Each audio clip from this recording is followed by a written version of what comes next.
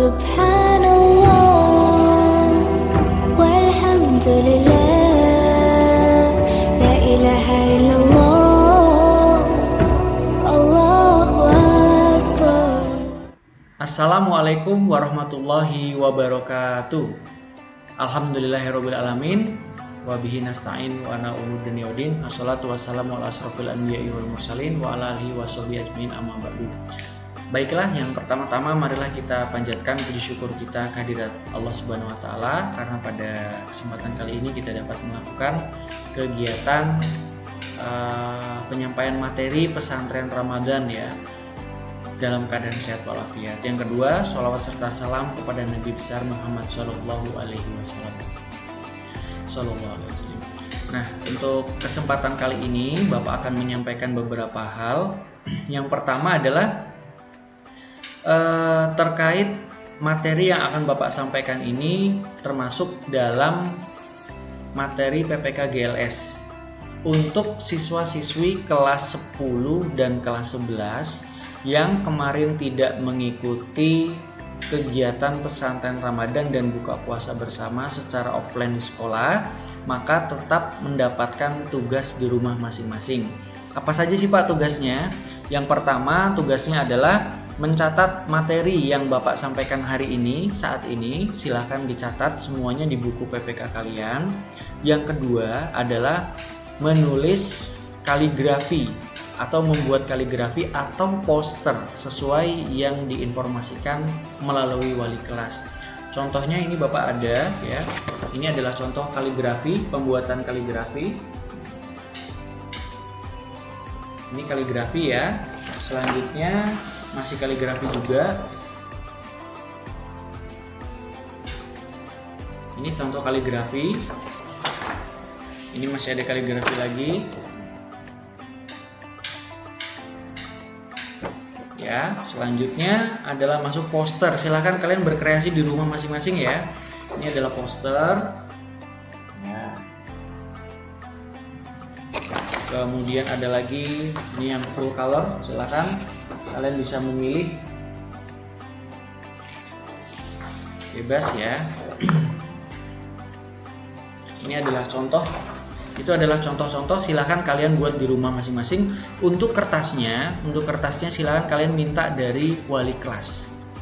Silahkan dibawa pulang, kemudian kalian buat di rumah. Seperti itu. Baik anak-anakku, kita mulai untuk materi tentang fidyah. Mari kita mulai dengan membaca Al-Basmalah. Bismillahirrahmanirrahim. Oke, Bapak akan mulai ya. Pertama adalah tentang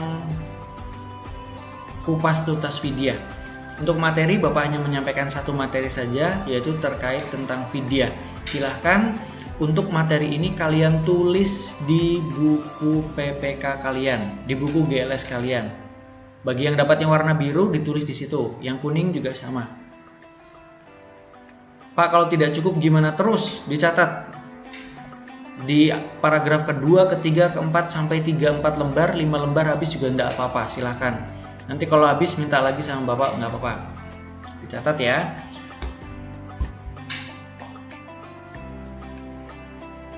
Baik, kita mulai. Untuk yang pertama, pengertian tentang fidyah. Fidyah diambil dari kata fadha yang artinya mengganti atau menebus. Jadi fidyah ini tidak hanya ada kategori orang tertentu ya yang masuk dalam fidyah di sini. Siapa saja kategorinya? Yaitu bagi beberapa orang yang tidak mampu menjalankan ibadah puasa dengan kriteria tertentu. Yuk kita lihat siapa saja orang-orang yang masuk dalam kriteria fidyah ya. Pertama kita akan melihat dulu orang yang boleh tidak berpuasa. Nah, boleh tidak berpuasa ini artinya saat bulan Ramadan tidak berpuasa tapi mengganti di hari lain ya. Kategori pertama adalah orang sakit. Orang sakit dikategorikan orang yang memang benar-benar sudah sakit parah. Apabila melakukan puasa dia akan tambah sakitnya. Atau sedang mengkonsumsi obat-obatan ya. Dalam artian kalau tidak meminum obatnya dia akan tambah sakit. Nah itu baru diperbolehkan tidak berpuasa. Tapi nanti saat sudah sembuh dia harus menjalankan puasanya. Yang kedua, orang yang sudah tua. Nah, orang yang sudah tua ini sudah apabila dia berpuasa, apabila orang tua ini berpuasa, dia akan merasakan lemah, letih, bahkan bisa pingsan. Nah, itu diperbolehkan tidak berpuasa, tapi menggantinya dengan fidyah. Kenapa? Karena tidak mungkin dia berpuasa, di hari lain pun juga tidak akan mungkin bisa berpuasa. Itu ya. Oh maaf. Selanjutnya adalah orang yang musafir. Siapa itu orang yang musafir? Orang musafir adalah orang yang sedang melakukan perjalanan jauh. Apabila sedang dalam perjalanan, di tengah perjalanan belum sampai tujuan ini ya, sudah mengalami dehidrasi, mata kunang-kunang, merasa pusing ya. Nah, ini baru apabila dilanjutkan puasanya dia akan jatuh sakit. Nah, ini boleh dibatalkan puasanya dengan mengganti di hari lain. Nomor 4 dan nomor 5, ibu hamil dan menyusui. Ini juga sama ya, boleh tidak berpuasa. Dan untuk menggantinya bagaimana Pak, dengan fidyah atau dengan qadha? Nanti akan kita bahas ya di slide selanjutnya. Nomor 6 adalah wanita haid. Nah, ini adalah masuk dalam kalian ya, siswa-siswi yang perempuan yang kelas 10-11. Kalian masuk kategori nomor 6. Kalian bukan fidyah, tapi kalian adalah qadha. Karena kalian masih muda, masih sanggup untuk melakukan puasa. Yang selanjutnya adalah nifas. Dan nomor 8-9 di sini adalah memang dua orang ini boleh tidak berpuasa, bahkan tidak usah mengganti di hari lain. Siapakah mereka? Mereka adalah kategori anak kecil yang belum balik dan orang gila. Ini tidak usah mengganti puasanya, tidak usah fidyah. Seperti itu ya. Selanjutnya, seperti apa sih bentuknya fidyah? Menurut Nabi Muhammad SAW, bentuk fidyah itu berupa makanan pokok ya, yang mana sudah siap santap, atau hanya berupa makanan mentah, tapi harus disediakan dengan lauk pauknya. Lauk pauknya mentah tidak apa-apa, misalnya seperti ayam potong atau telur ayam ya, tidak apa-apa, itu boleh. Dan fidyah dianjurkan menggunakan makanan pokok, bukan berupa uang, karena di dalam Al-Quran jelas menyebutkan kata to'amun, miskin. Itu di dalam Al-Quran dijelaskan sangat jelas ya. Al-Baqarah surat ayat 184, Quran surat Al-Baqarah ayat 184, fidyatun to'amun miskin, yaitu dengan membayar fidyah berupa to'am. Kenapa Pak kok tidak fulus ya?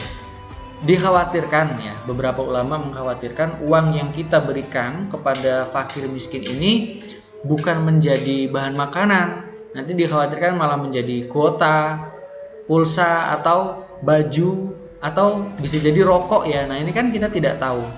Maka dari itu, untuk menghindari hal seperti itu, lebih baik, lebih afdolnya kita gunakan bahan makanan. Takaran dan ukuran fidyah di sini ada 3 macam. Yang pertama adalah dari Imam Syafi'i ya, itu adalah sebesar 1 mud. Sebanyak 1 mud itu seperti apa? 1 mud itu apabila kita mengadah doa seperti ini, orang berdoa ya. Jadi beras kita ambil sebanyak ini. Nah, inilah yang kita maksud dengan mud, 1 mud, yaitu ukuran 1 mud Nabi Shallallahu Alaihi Wasallam.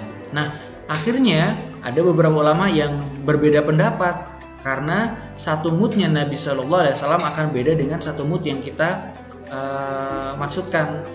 Bahkan mudnya Bapak ini tidak akan pas, tidak akan sesuai dengan mud yang kalian punya ya, atau dengan tangan kalian tidak akan berbeda. Nah, yang paling aman ya adalah fidyah 7,5 ons berdasarkan dari kesepakatan para ulama. Ataupun dari ulama Hanafiyah mengatakan 1,5 kg. Itu lebih dibanyakin lagi ya. Tapi kalau amannya adalah 7,5 ons. Silahkan kalian catat untuk takaran ukuran fidyah. Waktu pembayaran fidyah ini pun sama. Ada 3 kategori ya, 3 waktu. Pertama adalah seorang yang bayar fidyah pada hari itu juga, atau diakhirkan sampai akhir bulan Ramadan. Jadi saat bulan Ramadan, hari pertama dia tidak berpuasa, maka saat masuk hari kedua dia membayar hari pertamanya yang tidak puasa tadi. Saat masuk hari ketiga dia membayar hari kedua. Saat masuk keempat membayar hari ketiga. Seterusnya seperti itu. atau diakhirkan di bulan Ramadan. Jadi saat tanggal 29 Ramadan sebelum sholat Id baru dia membayarkan sejumlah puasa yang tidak dia lakukan. Yang kedua, untuk pembayaran fidyah bisa dilakukan setelah bulan Ramadan atau di luar bulan Ramadan. Jadi kalau ada pertanyaan, bolehkah kita membayar fidyah di luar bulan Ramadan? Maka jawabannya adalah boleh. Baik dibayar sekaligus atau dicicil setiap hari, 1 hari puasa yang ditinggalkan sampai lunas. Jadi untuk membayarnya boleh 1 hari 1 orang, besok 2, besok 3, 4, 5, 6, 7 sampai 30 hari, sampai 1 bulan. Atau 1 hari langsung memanggil 30 orang fakir miskin, boleh. Dan yang poin ketiga perlu kita ketahui bahwasanya membayar fidyah tidak boleh sebelum bulan Ramadan. Artinya, misalnya kalian sudah punya pendapat sendiri bahwasanya nanti pasti bulan Ramadan saya akan batal 8 hari. Kenapa? Karena saya haid, maka saya akan bayar dari sekarang. Nah, itu tidak boleh. Jadi harus melaksanakan puasanya dulu. Harus batal ya, harus tahu dulu, oh sekarang saya tidak puasa karena sebabnya haid. Besok haid, besok baru dibayar. Jadi jangan sampai belum ada sebabnya baru dibayar. Yang betul adalah sudah ada sebab baru dibayar. Seperti itu ya. Kepada siapa fidyah dibayarkan? Jelas kepada fakir dan miskin. Nah, ini cara membayar fidyah sesuai keadaan. Bagi orang yang sakit parah, yang memang sudah tidak bisa untuk berpuasa, sudah didiagnosa oleh dokter, wah kamu setiap bulan harus cuci darah misalnya. Sedangkan kalau cuci darah tuh harus tidak berpuasa. Maka bagi orang yang sakit seperti ini parah ya, maka hukumnya adalah fidyah. Cara membayar puasanya adalah dengan fidyah, bukan mengkodok, karena dia sudah pasti tidak akan bisa membayar puasanya. Yang kedua, orang tua yang sudah renta, apabila berpuasa dia akan sakit. Nah, ini sudah pasti tidak bisa membayar puasa, maka dia diwajibkan dengan fidyah. Nomor 3, wanita hamil dan menyusui. Nah, ibu wanita hamil dan menyusui ini sesuai dengan keadaan tubuhnya. Apabila mereka masih bisa melakukan puasa, maka antasumu khairul lakum. Maka berpuasa adalah lebih baik baginya. Misalnya puasa bulan ini ya masih baru hamil ya atau baru menyusui. Ternyata tidak terasa sudah mau masuk Ramadan lagi. Sudah mau masuk Ramadan tahun depan. Ya sudah mau masuk nih ya, besok misalnya. Loh kok ternyata minggu depan saya sudah harus berpuasa, sedangkan saya masih punya utang 30 hari. Maka bagaimana caranya? Yaitu adalah dengan fidyah, dengan membayar fidyah kepada fakir miskin sesuai dengan hari yang dia tidak melakukan puasa. Seperti itu. Oke, Bapak kira cukup informasi atau penjelasan materi tentang fidyah pada hari ini.